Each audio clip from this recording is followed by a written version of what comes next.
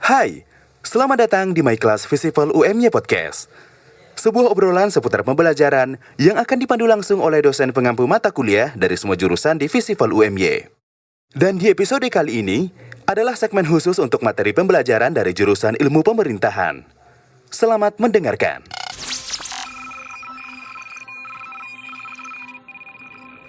Yuk. Assalamualaikum teman-teman ilmu pemerintahan UMY dimanapun kalian berada, dimanapun kalian berada, dan semoga kalian tetap sehat selalu di masa pandemi ini. Nah, perkenalkan nama saya Alim Bubu Sorga, asisten dosen ilmu pemerintahan untuk mata kuliah tata kelola pemilu. Oleh karena itu, saat ini saya berada di Laboratorium Pemerintahan Universitas Muhammadiyah Yogyakarta, dan saat ini saya bersama dosen kita, Dr. Ridho Alhamdi, yang akan memberikan beberapa penjelasan atau hal-hal insightful terkait tata kelola pemilu.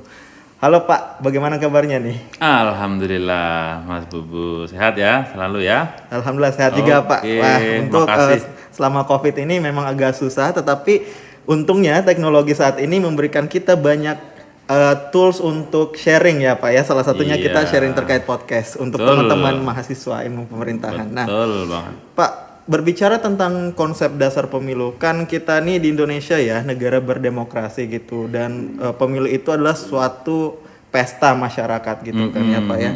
Pak, menurut Bapak sendiri sih bagaimana pendapat tentang hubungan antara demokrasi dan pemilu itu, khususnya kita mereflek lah ke Indonesia, bagaimana Pak itu? Oke, makasih Mas Bubu. Jadi teman-teman mahasiswa, terutama mahasiswa IP, baik yang reguler maupun yang internasional, IGOV, terkait dengan pertanyaan Mas Bubu tadi, relasi atau hubungan antara pemilu dan demokrasi. Jadi negara demokrasi itu kan yang jelas standar minimum itu adanya pemilu.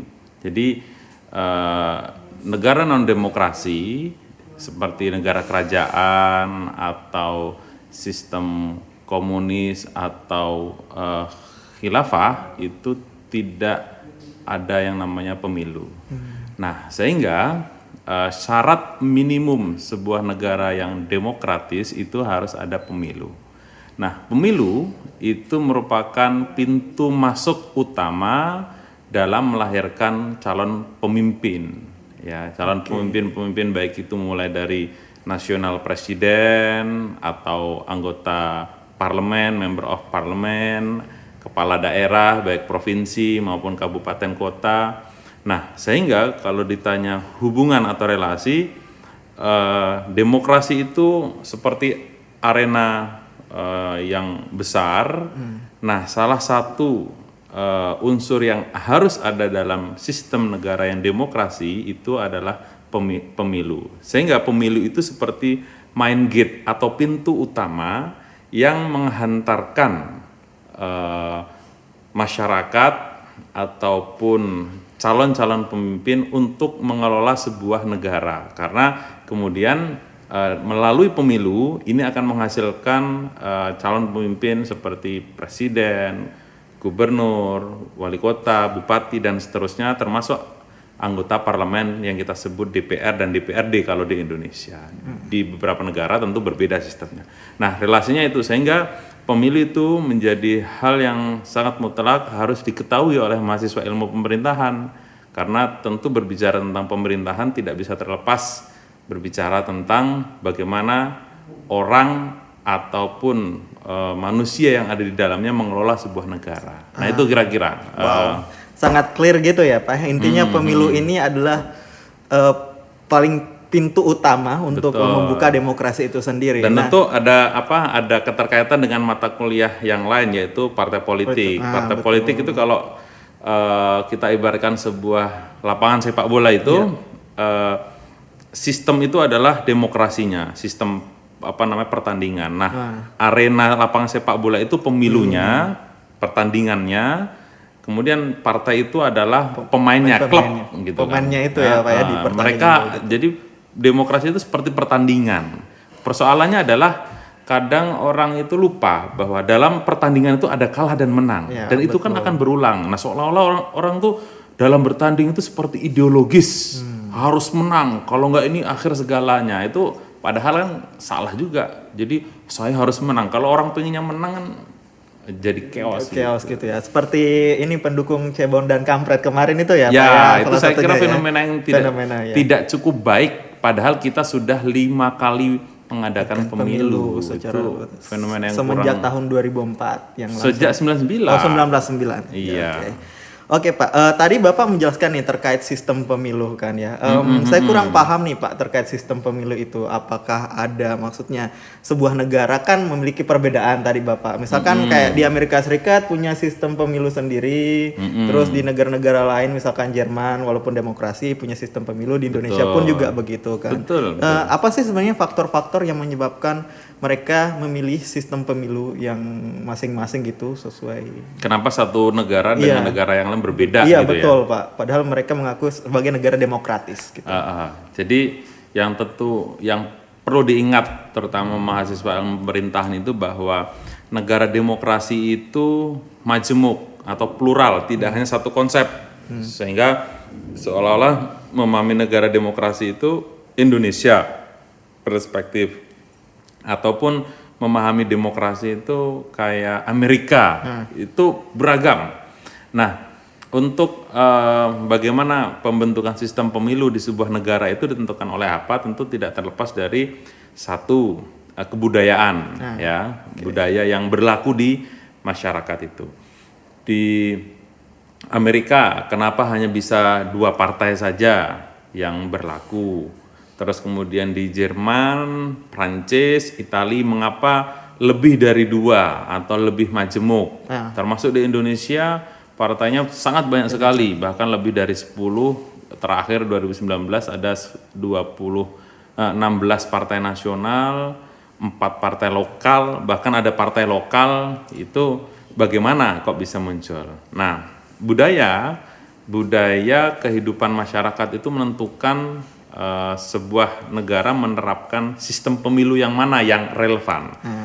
Di samping itu, selain sistem budaya juga kepercayaan keberagamaan, terus kemudian sistem masyarakatnya, sehingga konteks lokal, konteks masyarakat yang tinggal di dalamnya, baik itu budaya, ras, agama, ataupun sistem yang berlaku, itu sangat menentukan mengapa sebuah negara itu berlaku. Dan tentu di dalamnya kan punya kepentingan tuh. Di konteks Eropa, negara-negara Eropa itu kepentingannya apa? Jadi isu yang berlaku apa? Indonesia yang maritim antar pulau gitu kan, itu berbeda kepentingannya dengan mainland seperti Cina atau India gitu kan, itu berbeda.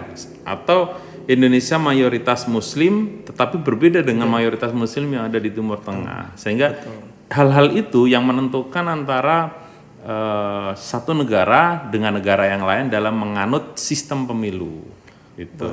Oh berarti ini agak berdasarkan sesuai dengan kondisi negara itu sendiri ya Pak ya. Wah, Indonesia ini lumayan sulit nih Pak, karena kita sangat diverse ya, intinya dari Sabang sampai Merauke itu banyak banget suku, budaya dan lain-lain gitu kan untuk menyatukan gitu. Oke. Jadi nggak bisa kita mengatakan sistem Amerika itu paling bagus, sistem Australia itu paling bagus, nggak bisa, karena sistem itu dibatasi oleh ruang dan waktu. Itu yang paling penting. Ruang dan waktu itu yang memungkinkan sebuah sistem itu cocok atau enggak. Ini soal cocok atau tidaknya gitu kan. Ya, memilih sistem bagi Indonesia, kenapa kok pilihannya proportional representation atau tepatnya list open PR itu mengapa kok diterapkan di Indonesia? Ya karena ini yang agak cocok atau yang cukup relevan, bukan yang terbaik gitu. Bicara sistem pemilu bukan berbicara ini yang terbaik, yang lainnya enggak. Kira-kira gitu. Siapa? Ini juga menjawab pertanyaan sebenarnya lama sekali saya mau menanyakan mengapa anak-anak muda itu selalu membandingkan antar negara, misalkan wah demokrasi di Amerika tuh baik gini, mereka sangat liberal, di Jerman juga pemilunya berjalan dengan baik, kok kita di Indonesia kayak gini. Wah, tapi ya, itu betul sesuai dengan berdasarkan budaya. Betul, kita nggak bisa membandingkan mainland dengan maritim ya, atau yang kita island based country. Bagaimana seandainya penyelenggaraan teknis administrasi pemilu di negara pulau-pulau kecil, belum lagi cuaca, nggak bisa kita mengklaim ya inilah Indonesia, apa yang bisa kita lakukan. Kalau hanya apalagi seandainya membandingkan dengan Singapura, negara kecil lebih besaran DIY daripada Singapura, itu lucu sekali, bukan perbandingan proporsional gitu. Betul. Nggak apple to apple gitu ya Pak. Betul, begitu. Oke, kalau misalnya membandingkan bubu itu membandingkan bubu sama sama artis ternama mana ya, apple to apple lah itu kan, kira-kira gitu. Jadi nggak bisa gitu ya membandingkan yang yang nggak sama itu dibandingkan Indonesia sama Malaysia. Malaysia itu kan cuma satu daratan gitu kan. Jadi untuk akses apalagi namanya memanagenya itu lumayan agak mudah lah ya Pak. Walaupun masih banyak problem di sana, dibandingkan di Indonesia kan kita sebuah banyak pulau di situ untuk ini, dan kita mencoba Indonesia sendiri untuk mencoba untuk merangkul semua suara yang ada. Betul. Pak, tadi Bapak sempat membahas nih bahwa sistem di Indonesia itu adalah sistem proporsional nih untuk terkait sistem pemilu. Nah, saya ingin mengetahui sih Pak, berapa banyak sih sebenarnya sistem pemilu? Apa sih yang dimaksud dengan sistem pemilu itu, Pak? Oke, ini sistem pemilu secara teoritis yang berlaku di dunia ini kan sangat banyak banget ya. Jadi secara teoritis, jadi mahasiswa ilmu pemerintahan yang ambil mata kuliah tata kelola pemilu ini harus tahu ya. Jadi secara teoritis, sistem pemilu yang berlaku di seluruh dunia itu ada 3. Yang pertama disebut dengan sistem plural atau mayoritas. Artinya sistem plural atau mayoritas itu siapa yang paling banyak, dia yang menang, itu poinnya. Jadi seperti kalau kita pemilihan wali kelas ya, ketua kelas maksudnya, atau pemilihan ketua OSIS, atau pemilihan ketua IPM, atau organisasi apapun di Indonesia itu plural mayoritas. Pilpres itu adalah sistem plural mayoritas. Majority vote ya Pak ya? Ya, jadi 50% plus 1 itu sudah pemenang mutlak. Nah, itu sistem yang pertama, nanti detailnya bisa kita bahas. Yang kedua itu sistem campuran atau mix system ya. Sistem campuran itu apa? Sistem antara campuran mayoritas plural ya dengan sistem yang satu lagi, yaitu sistem yang ketiga adalah keterwakilan proporsional atau PR, proportional representation. Dan ada sistem yang lain, tapi ini nanti dulu aja. Nah, kira-kira kalau seandainya ingin saya sebutkan satu persatu ya, jadi dari 3 family, istilahnya ada 3 sistem, ada keluarga sistem gitu ya. Jadi seandainya sistem pluralitas mayoritas itu ada seperti FPTP, first past the post, itu seperti yang berlaku di Malaysia. Ini sederhana, pilpres di Indonesia itu FPTP, itu first past the post, yang paling banyak dia yang menang.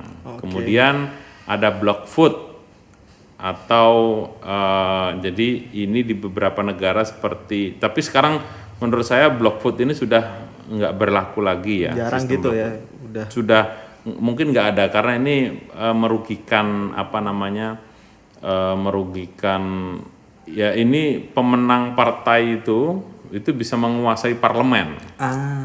Block vote itu. Jadi seandainya di DIY itu suaranya bisa milik PDIP total karena PDIP yang menguasai dari segi suara. Waduh, berarti nggak berlaku check and balance nantinya. Betul, karena ya dia the winner take all gitu ya, kira-kira gitu. Kalau first past the post itu personnya gitu. Kemudian ada party block vote, itu hampir sama dengan block vote. Kemudian alternative vote seperti yang ada di Australia apa New Zealand saya lupa. Dan two round system itu seperti di Prancis Itu yang sistem pluralitas mayoritas. Kemudian yang yang mix itu ada dua ya. Yang mix itu ada dua. Yang mix itu ada MMP.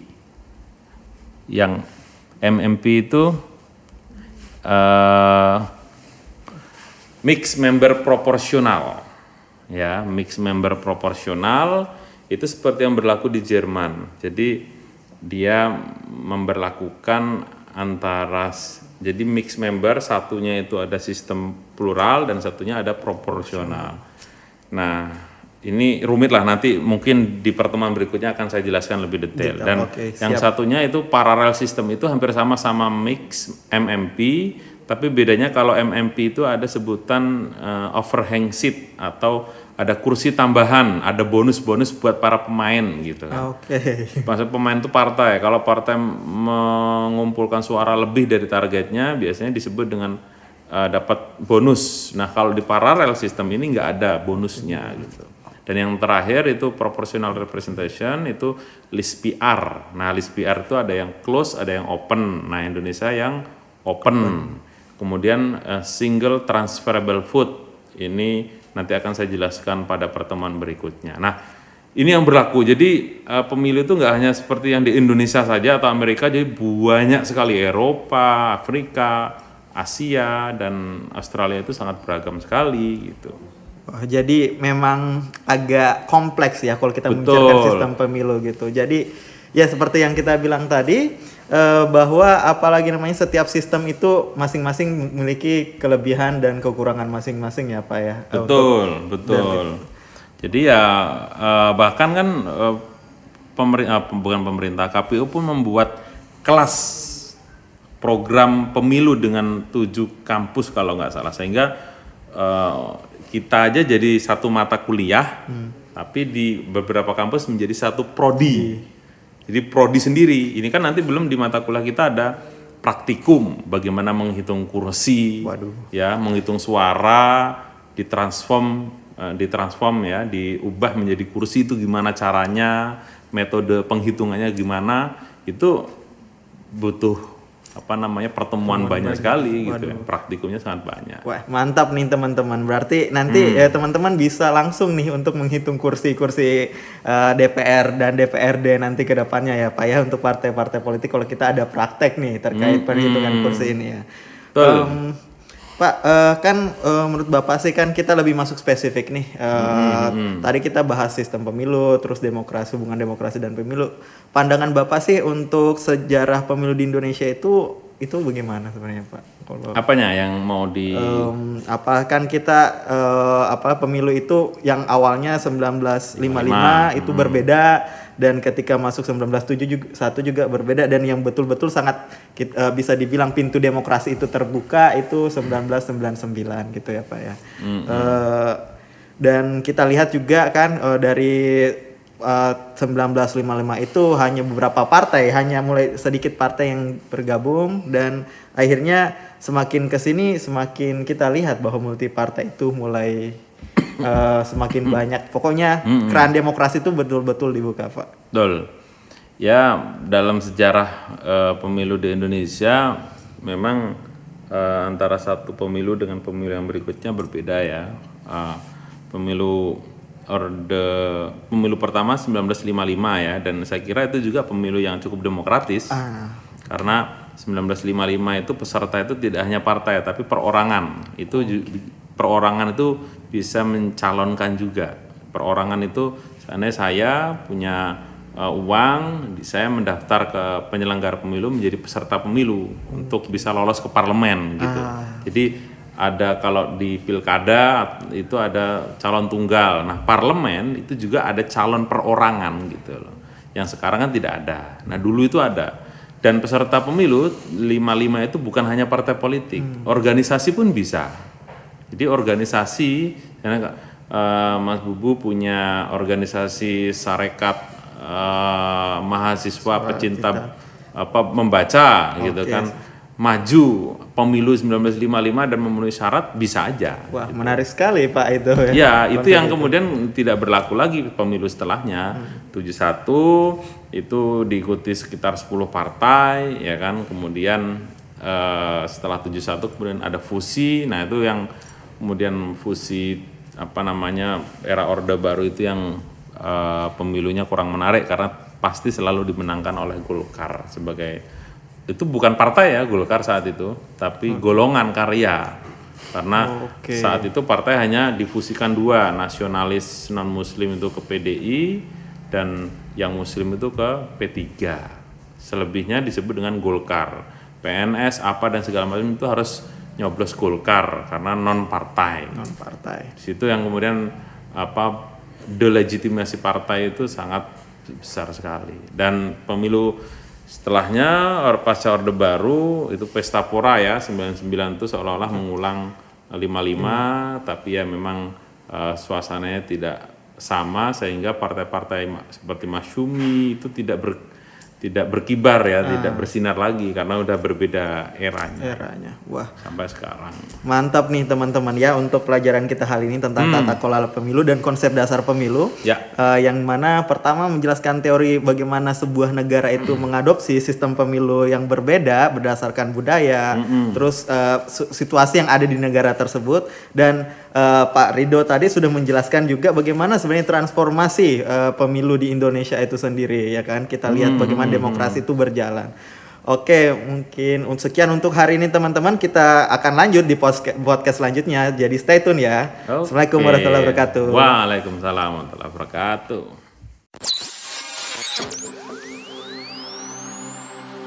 Terima kasih sudah mendengarkan My Class Visipol UMY Podcast. Sampai jumpa di episode selanjutnya.